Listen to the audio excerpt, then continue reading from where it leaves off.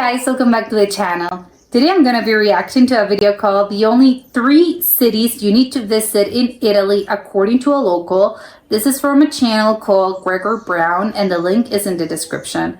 Well, only 3 cities you need to visit in Italy. I think that's crazy. I think Italy has so many beautiful places, and how can you narrow it down to 3 cities? But we'll see. So let's check it out and comment, like, and subscribe. I get it, you're strapped for time, you work a lot, but you still want to visit Italy.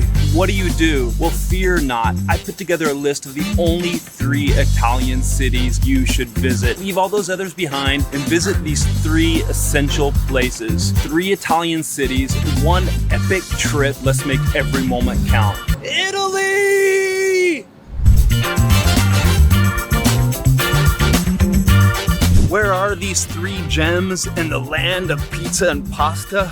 Well, I'll get to that. Stick with me. And why should you trust me? Well, I've been here on the ground for many, many years, and so you can consider this local knowledge. And for all you haters out there saying I don't know anything about Italy, you and I are gonna have a talk later in the video. Well, he's been living here for a few years, so I would assume he knows. City, Rome, the epicenter of Italianissimo and the capital of this great country. I'll get to those other places later on, but for now, let's get to numero uno on the only 3 Italian cities you need to visit. Why Rome? Well, the reasons are numerous. Obvious. It's easy peasy to fly in and out of the city. Sure. And it's southern Italy, so you get that true Italian vibe. It has everything you want, especially when you're strapped on time and you come so far to make this trip happen. You have to go to the capital. Monuments, ruins, restaurants, gelaterias. Yeah, it's got it all. Give yourself a minimum of 2 nights in Rome, nothing less. That seems actually quite out of a short amount of time to visit Rome. Remember, Rome wasn't built in a day, but I'll show you how to conquer it in 3. What to do? Only 3 days. Well, get yourself down to the Colosseum. Running shoes, because you have to be running around all over if you're visiting everything in 3 days. Bright and early. 7 a.m. if it's the summertime, maybe earlier if you can do it. What? Or 8 a.m. if it's the winter time. Get your photo outside of this iconic place. This is going to be the photo that's framed at home for many years to come. So make it count. It's worth it. After you've got those perfect shots, get inside the Colosseum. You'll book your ticket weeks or a month in advance. Have to book, right? If you haven't done so, find one of the tour guides outside, book with him, and make sure you have a ticket that'll allow you to skip the lines and get inside. Oh, wait, I would be very scared. Can you do that? I don't think they have tickets that, that with no short, I would think you have to book ahead. They don't have any tickets, right, available. Sure, it's money well spent. Also with that same ticket, you'll likely have a tour of the Roman Forum next door. Historic places. It's worth it. Then from there, from the Roman ruins to the Pope's palace. Maybe not on the same day, but if you have your ducks in a row, you can do it. You're gonna go tour the Vatican.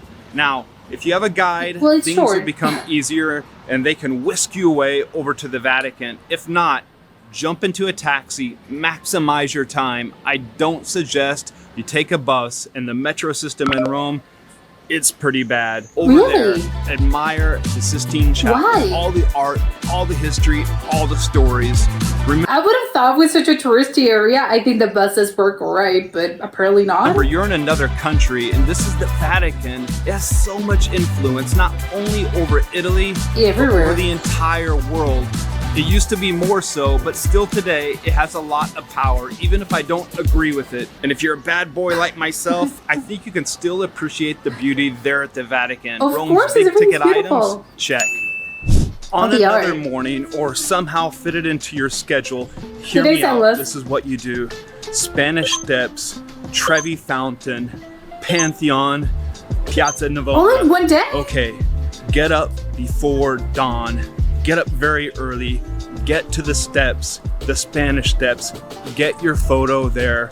Hardly anyone will be there and you'll get the perfect shot. That's it. After that's done, get over to the Trevi Fountain because this is the big ticket item. I would assume everyone goes. You want to be there early because the place gets packed. beautiful. And this is another great photo opportunity. First, throw some coins into the fountains. This is the only fountain Isn't it you should one throw coin? coins into in Rome. Do it. I suggest for the photo, the best spot I found is off to the right-hand side at the top. But work your way around, get some different Oh. photos, and enjoy the moment. Soak it all in, the water coming in. It's an amazing, beautiful sight, but you want to do it early because in the afternoon, it gets crazy Nightmare. crowded. After Yes. that, only a few steps away, a few blocks away, well, that's the Pantheon. Before you Oh, get so- there, at this okay, it's point, if you're close. hungry and you need a coffee, duck into a bar for a cappuccino and a cornetto. Don't mess Ooh. about. Slam it down and get on your way. What's that? Remember, at the Pantheon, dress appropriately or they will not let you Wait, in. what's appropriate? This is a former temple to the gods, and it's the world's largest reinforced concrete dome, and it's quite an architectural site to marvel at. Also, it's one of the most Okay, I get. How are you supposed to dress up? What's appropriate? I have no idea. preserved pieces from ancient Rome. Nowadays, it's the burial site to famous artists and kings. After you've walked around there in the circle, you see the circle up in the sky that's open as well in the dome. Gorgeous. Make your way over to Piazza Navona, commissioned 2,000 years ago Insane. by the emperor. As a sporting place, it could hold 20,000 spectators in there, and they would hold events, and sometimes they would flood it for boat events as well. This is crazy It's to a me. Baroque masterpiece. Was that a thing? What did they actually do this? I've heard this before, but I have no idea if they actually. Is it proven they actually flooded the thing? Admire the fountains that are in the center of the oval-shaped piazza. Walk all around. And bonus, go back there at night and get some drinks. Or another Ooh. idea, make your way over the river to the neighborhood of Trastevere. It's a pretty cool area. Get dinner there and even more drinks, and then wander back over to the Piazza Navona area. All around that piazza, in the piazza and the surrounding area, super cool for drinks and just exploring. Now, all you Awesome. Naples fans, come at me in the comments down below because we're skipping your city.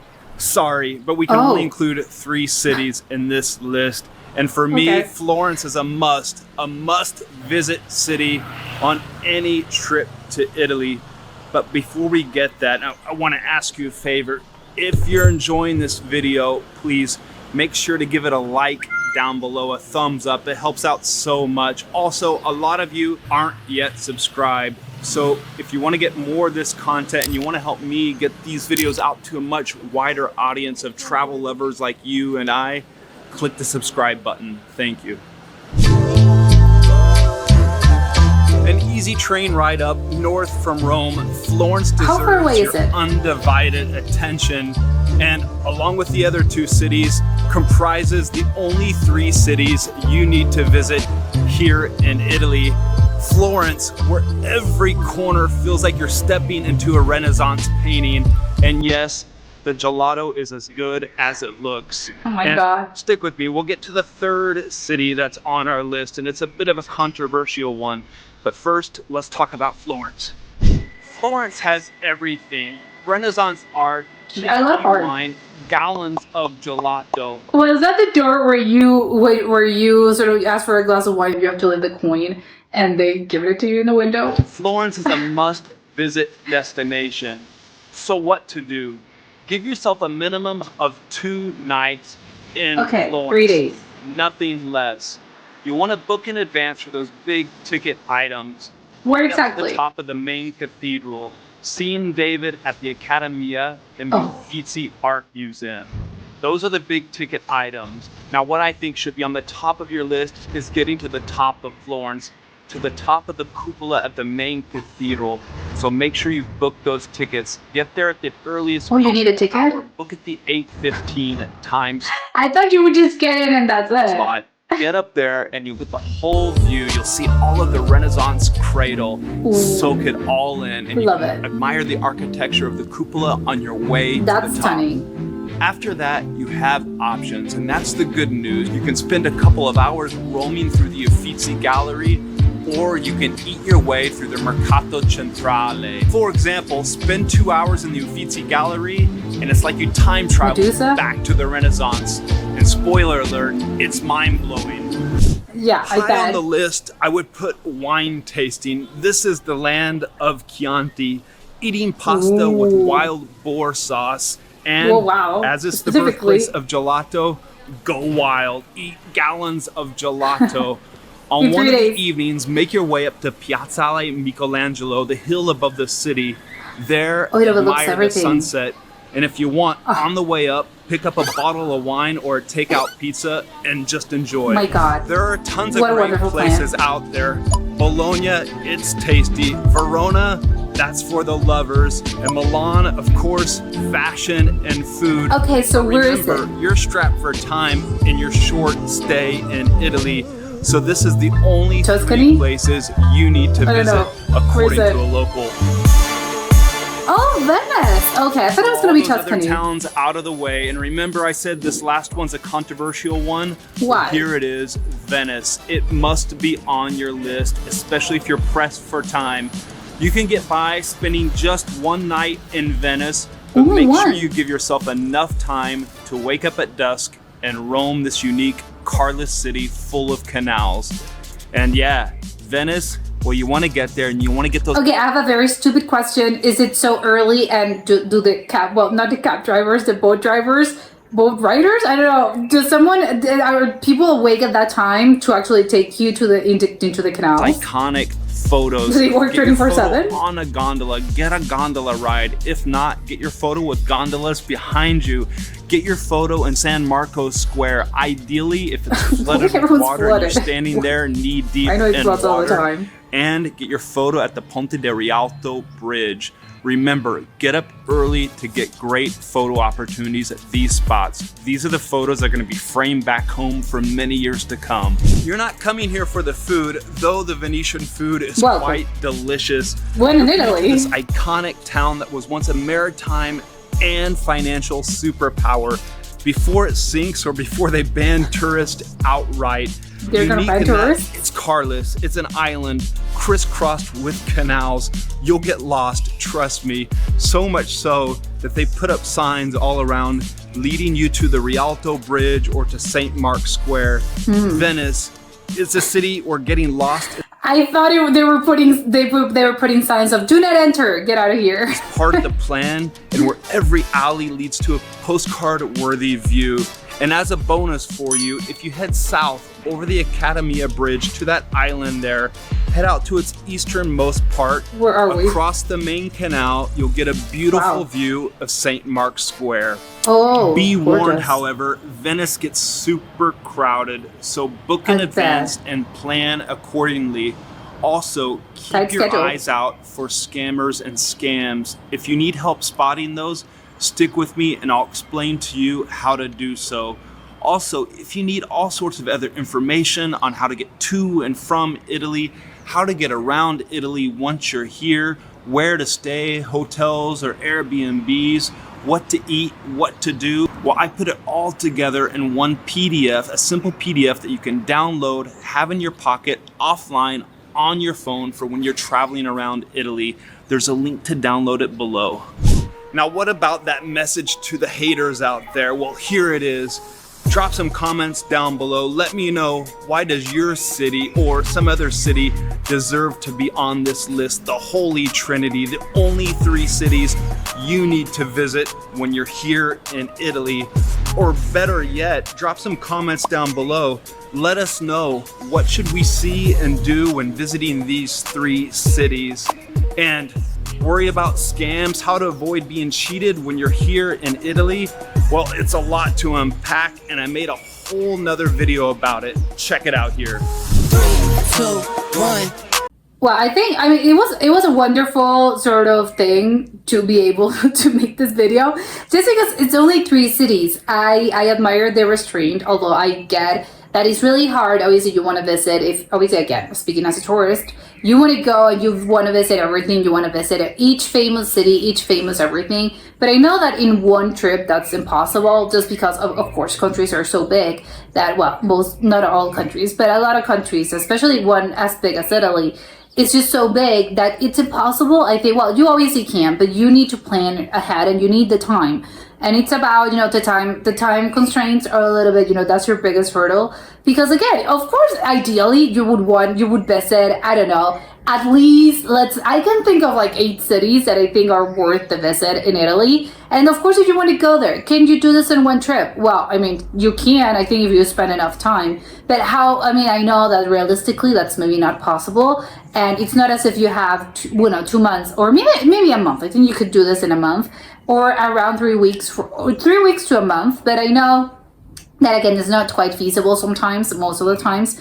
And people, you only have you only have a week and a half, or maybe again 2 weeks at the most. So I think you need to really you have to sacrifice some things, right? And this is where, videos like this come in handy, because you actually, again, you need to, I have to really plan ahead and think exactly where exactly is it that I want to go. I mean, this is I think it was a good video because it's sort of, it's very wide open, as in I think what most tourists would want to see when they're going, if you want to go to Italy. I think there are certain places that, of course, I think most people will want to visit just because they're sort of the basic ones that everyone wants to go. You can maybe, I don't know, maybe again, me personally, I think I would have switched, but just because, again, Rome, I think Rome's gotta be on everyone's list, right? Of course, it's so famous, it has so many, historical buildings, so many historical sites, that I think it's just, you can't really go to Italy and skip Rome. I think that's just a crazy thing. So, of course, you have to go to Rome. Yes, you have to go to Rome. Again, how much time you spend there, that's going to depend, of course, on your time constraints, your budget. There's so many things that, yes, I get it. But ideally, again, as he said, you would spend, I think he mentioned it was around, I think it was 2 days, right? 2 nights. It was 3 nights. 3 nights, or minimum 2 nights. 2 nights, I think, okay, sure, great, you do that, incredible.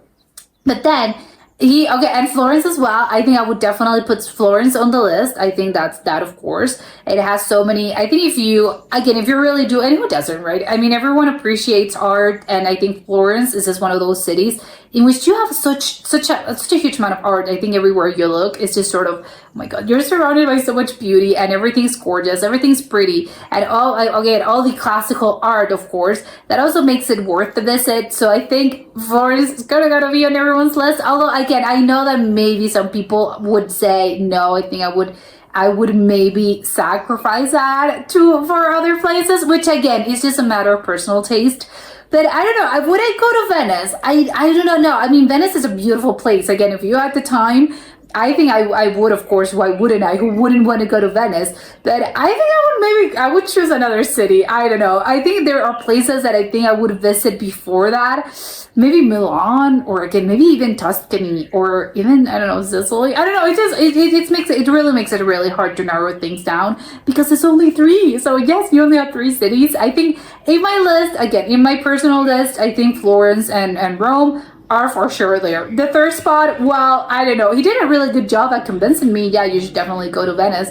But I do not know. I think there are other places. I don't know. It just, you can't really go wrong, though, I think, either way.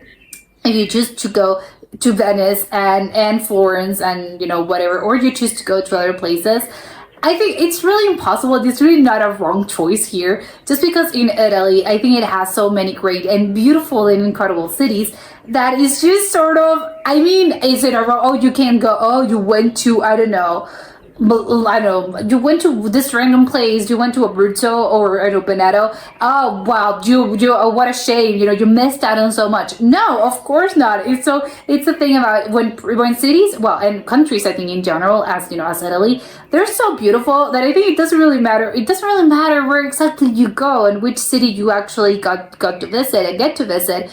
Because it's not going to be as an, oh, I regret it so much. No, you're not going to regret it, just because there are things to do. There's always, there's always going to be this beautiful place. There's always going to be, this beautiful, the ambience is going to be nice. The food is great. You can do shopping. I don't know. There's just something that's going to be worth it. So in a way, you really can't go wrong, whether or not you choose those 3 cities. Well, I don't know. The devil stood out, right? The judge still out in that. I have no idea, but I don't think really you can really go wrong. I do have some questions though. he mentioned something about Venice being, obviously always going to be for, you should go visit. Maybe that's why Venice should be at the top of your list, is because it's going to flood, it's going to disappear. I know they have problems with the water, obviously canals. It's a city that floods all the time, and it's depending on the weather. I know it's a problem, it's a concern.